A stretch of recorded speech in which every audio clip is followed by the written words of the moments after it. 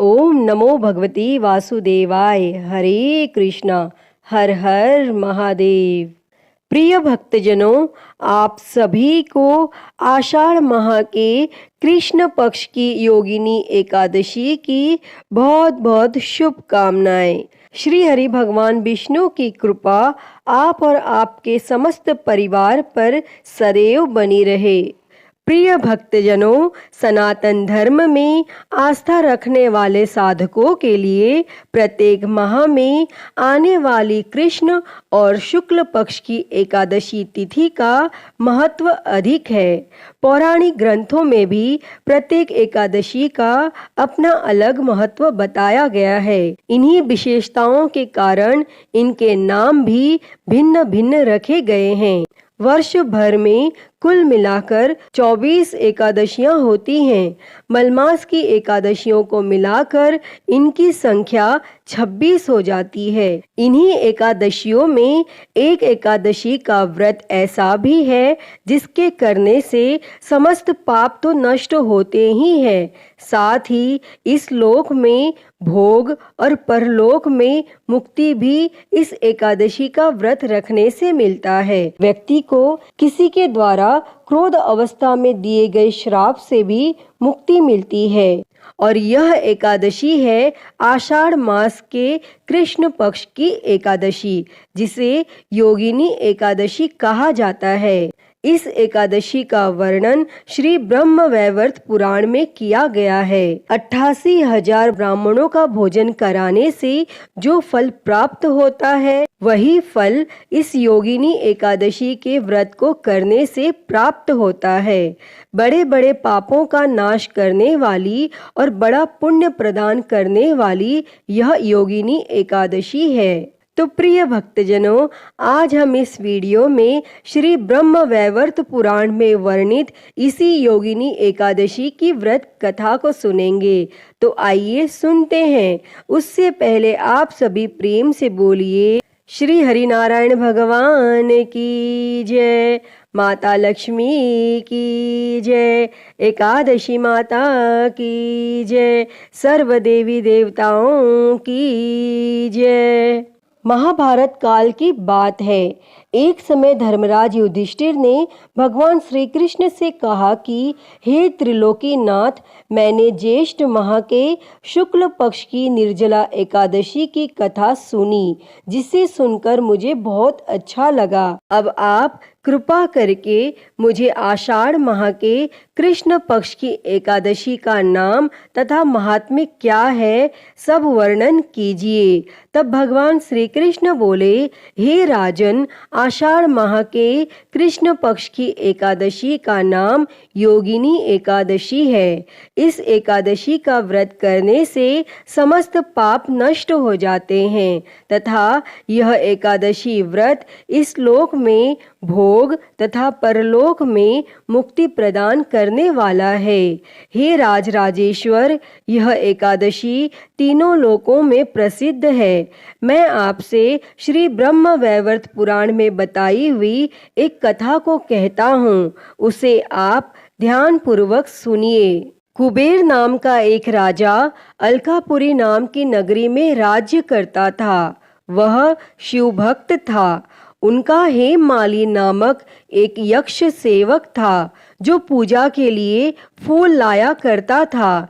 हेममाली की विशालाक्षी नाम की अति सुंदर स्त्री थी। एक दिन वह मानसरोवर से पुष्प लेकर आया, किंतु कामासक्त होने के कारण पुष्पों को रखकर अपनी स्त्री के साथ रमण करने लगा और इस भोग विलास में दोपहर हो गई। और तब हेममाली की राह देखते देखते जब राजा कुबेर को दोपहर हो गई तो उसने क्रोध पूर्वक अपने सेवकों को आज्ञा दी कि तुम लोग जाकर पता लगाओ कि हेममाली अभी तक पुष्प लेकर क्यों नहीं आया। और जब सेवकों ने उसका पता लगा लिया तो राजा के पास जाकर बताया, हे राजन, वह हेममाली अपनी स्त्री के साथ रमण कर रहा है। और इस बात को सुन राजा कुबेर ने हेममाली को बुलाने की आज्ञा दी और डर से कांपता हुआ हेममाली राजा के सामने उपस्थित हुआ और उसे देखकर कुबेर को अत्यंत क्रोध आया और उसके होंठ फड़फड़ाने लगे। तब राजा ने कहा, अरे अधम, तूने मेरे परम पूजनीय देवों के भी देव भगवान शिवजी का अपमान किया है। मैं तुझे श्राप देता हूँ कि तू स्त्री के वियोग में तड़पे और मृत्यु लोक में जाकर कोढ़ी का जीवन व्यतीत करे। तब कुबेर के श्राप से वह तत्क्षण स्वर्ग से पृथ्वी पर आ गिरा और कोढ़ी हो गया और उसकी स्त्री भी उससे बिछड़ गई। मृत्यु लोक में आकर उसने अनेक भयंकर कष्ट भोगे, किंतु शिव की कृपा से उसकी बुद्धि मलिन न हुई और उसे पूर्व जन्म की भी सुध रही। तब अनेक कष्टों को भोगता हुआ तथा अपने पूर्व जन्म के कुकर्मों को याद करता हुआ वह हिमालय पर्वत की तरफ चल पड़ा और चलते चलते वह मार्कंडेय ऋषि के आश्रम में जा पहुंचा। वह ऋषि अत्यंत वृद्ध तपस्वी थे। वह दूसरे ब्रह्मा के समान प्रतीत हो रहे थे और उनका वह आश्रम ब्रह्मा की सभा के समान शोभा दे रहा था। ऋषि को देखकर हेममाली वहां गया और उन्हें प्रणाम करके उनके चरणों में गिर पड़ा। तब हेममाली को देखकर मार्कंडेय ऋषि ने कहा, तूने कौन से निकृष्ट कर्म किए हैं जिससे तू कोढ़ी हुआ और भयानक कष्ट भोग रहा है। तब महर्षि की बात सुनकर हेममाली बोला, हे मुनि श्रेष्ठ, मैं राजा कुबेर का अनुचर था। मेरा नाम हेममाली है। मैं प्रतिदिन मानसरोवर से फूल लाकर शिव पूजा के समय कुबेर को दिया करता था और एक दिन पत्नी सहवास के सुख में फंस जाने के कारण मुझे समय का ज्ञान ही नहीं रहा और दोपहर तक पुष्प न पहुंचा सका। तब राजा ने मुझे श्राप दिया कि तू अपनी स्त्री का वियोग और मृत्यु लोक में जाकर कोढ़ी बनकर दुख भोग, और इस कारण मैं कोढ़ी हो गया हूँ तथा पृथ्वी पर आकर भयंकर कष्ट भोग रहा हूँ। अतः कृपा करके आप कोई ऐसा उपाय बतलाएं जिससे मेरी मुक्ति हो। तब मार्कंडेय ऋषि ने कहा, हे हेममाली, तूने मेरे सम्मुख सत्य वचन कहे हैं, इसीलिए मैं तेरे उद्धार के लिए एक व्रत बताता हूँ। यदि तू आषाढ़ माह के कृष्ण पक्ष की योगिनी नामक एकादशी का विधान पूर्वक व्रत करेगा तो तेरे सभी पाप नष्ट हो जाएंगे।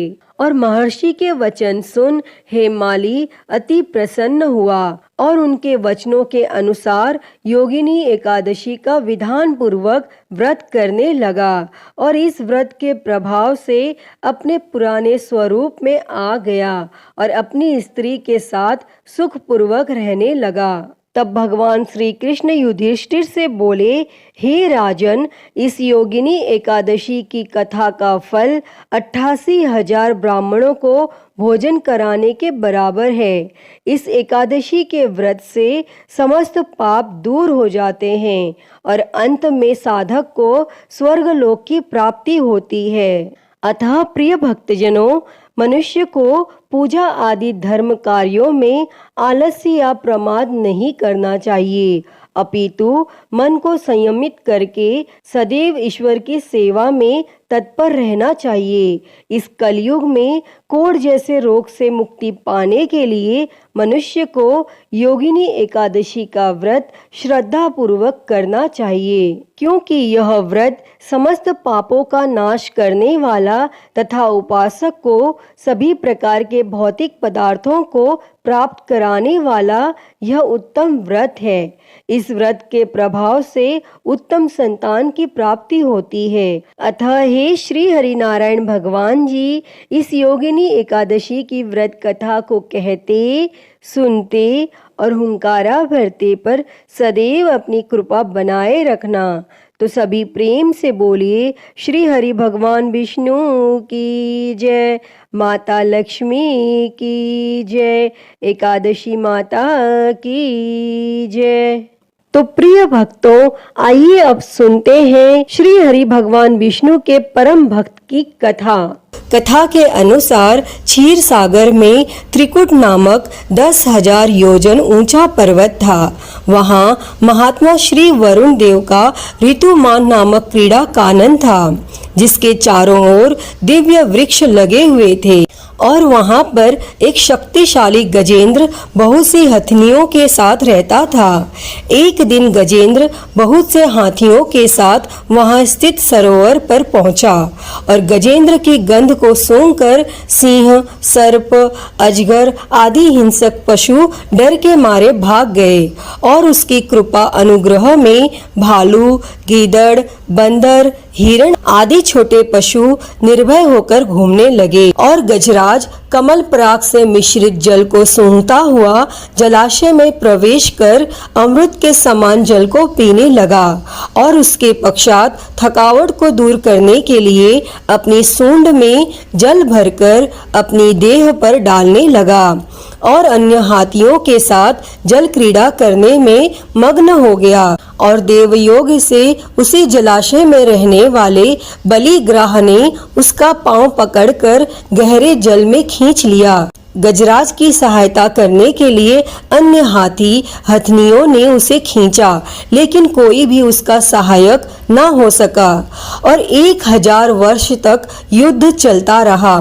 कभी गजेंद्र ग्राह को खींच लेता तो कभी ग्राह गजेंद्र को पानी में अंदर की ओर खींच लेता, लेकिन ग्राह जल में रहने के कारण ज्यादा बलवान हो गया और गजराज निर्बल हो गया। लेकिन जब ग्राह ने गजेंद्र को गहरे पानी में खींच लिया तो गजराज ने भगवान श्री हरि विष्णु का स्मरण किया और गजेंद्र कहने लगा कि आपके कारण देहधारियों में चेतना है और करुणा रूप में सब में आप विद्यमान है।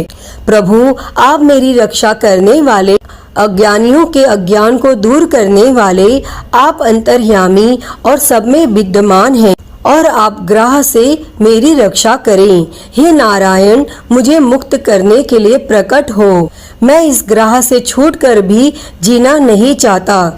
मुझे इस मूढ़ योनि से छुड़ाने के लिए प्रकट हो। हे प्रभु, मैं आपकी शरण में आया हूँ, मेरा उद्धार करें।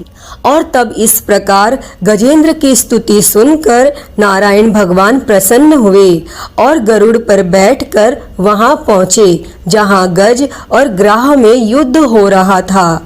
भगवान नारायण को देखकर हाथी ने सूंड में एक कमल लेकर नारायण भगवान को नमस्कार किया और भगवान ने ग्राह से ग्रसित हाथी को सरोवर से खींचकर एक चक्र द्वारा ग्राह के मुंह को फाड़ दिया और गजेंद्र को बचा लिया। और यह सब देखकर सभी देवताओं ने फूलों की वर्षा कर श्री हरि भगवान विष्णु की स्तुति की। ग्राह पूर्व जन्म में हुहु नामक एक गंधर्व था, जो कि देवल ऋषि के श्राप के कारण ग्राह के रूप में पैदा हुआ था और इस पाप से मुक्त होकर वह फिर से गंधर्व बन गया।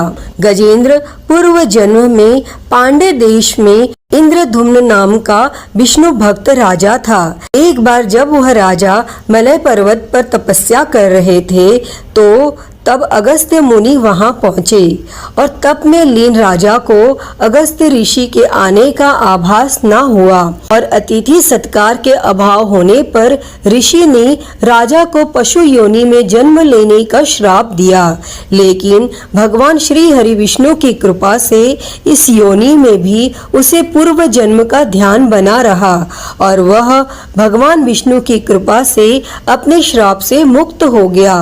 विष्णु भगवान की कृपा प्राप्त कर वह भगवान विष्णु जी का पार्षद बन गया और भगवान श्री हरि विष्णु के लोक पहुंच गया। तो प्रिय भक्तों, गजेंद्र मोक्ष की कथा सुनने से गजेंद्र की ही तरह संसार से छूटकर भगवान विष्णु के लोक को प्राप्त होता है। हे श्री हरि नारायण भगवान जी, जैसी कृपा आपने गजेंद्र पर करी, वैसी ही कृपा गजेंद्र मोक्ष की इस कथा को सुनने, कहने और हुंकारा भरने वाले पर सदैव करना।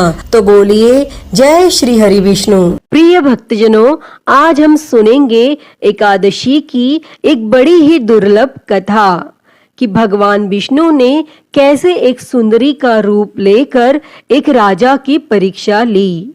तो आइए सुनते हैं। उससे पहले आप सभी प्रेम से बोलिए श्री लक्ष्मी नारायण भगवान की जय, एकादशी माता की जय, सर्व देवी देवताओं की जय। एक समय की बात है, एक राजा था और उसके राज्य में सभी प्रजा सुखी थी और राजा के राज्य में एकादशी को कोई भी अन्न नहीं बेचता था और सभी लोग फलाहार करते थे। एक बार भगवान विष्णु ने राजा की परीक्षा लेनी चाहिए।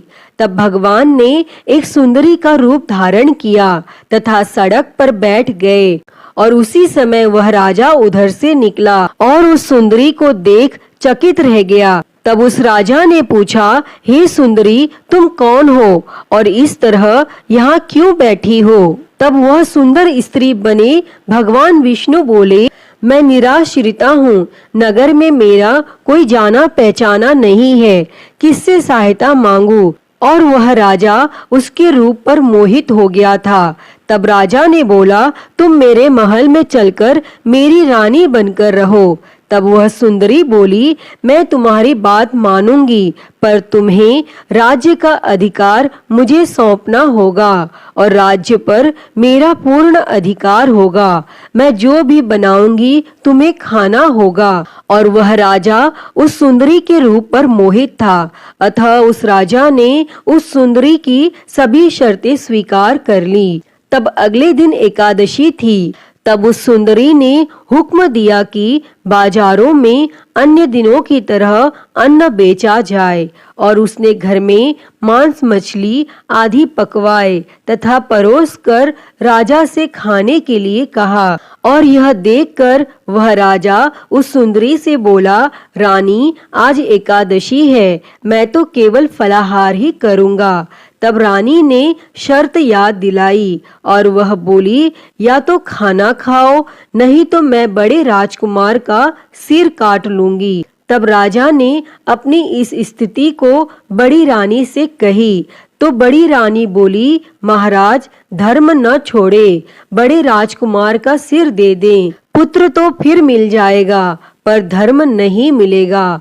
और इसी दौरान बड़ा राजकुमार खेलकर आ गया और माँ की आंखों में आंसू देखकर वह रोने का कारण पूछने लगा। तब माँ ने उसे सारी बात बता दी। तब वह राजकुमार बोला, मैं सिर देने के लिए तैयार हूँ, पिताजी के धर्म की रक्षा होगी और जरूर होगी। और वह राजा दुखी मन से राजकुमार का सिर देने को तैयार हुआ। तो रानी के रूप से भगवान विष्णु ने प्रकट होकर असली बात बताई और कहा, हे राजन, तुम इस कठिन परीक्षा में पास हुए। और भगवान विष्णु ने प्रसन्न मन से राजा से वर मांगने को कहा। तो वह राजा बोला, आपका दिया सब कुछ है, हमारा उद्धार करें। और उसी समय वहां एक विमान उतरा और राजा ने अपना राज्य पुत्र को सौंप दिया और विमान में बैठकर परम धाम को चला गया। हे भगवान जी, जैसी कृपा आपने राजा पे की, वैसी ही कृपा इस कहानी को कहते, सुनते और हुंकारा भरते सब पर करना, सभी के मनोरथ को पूर्ण करना। तो सभी प्रेम से बोलिए श्री लक्ष्मी नारायण भगवान की जय, एकादशी माता की जय। प्रिय भक्तजनों, तो मैं उम्मीद करती हूँ कि आपको यह कहानी पसंद आई होगी और अगर वीडियो अच्छी लगी हो तो इसे लाइक करें, ज़्यादा से ज़्यादा शेयर करें और कमेंट में श्री लक्ष्मी नारायण भगवान की जय लिखना ना भूलें और महाकाल भक्ति ज्ञान चैनल को सब्सक्राइब कर नोटिफिकेशन बेल को ज़रूर ऑन कर लें। हर हर महादेव। धन्यवाद।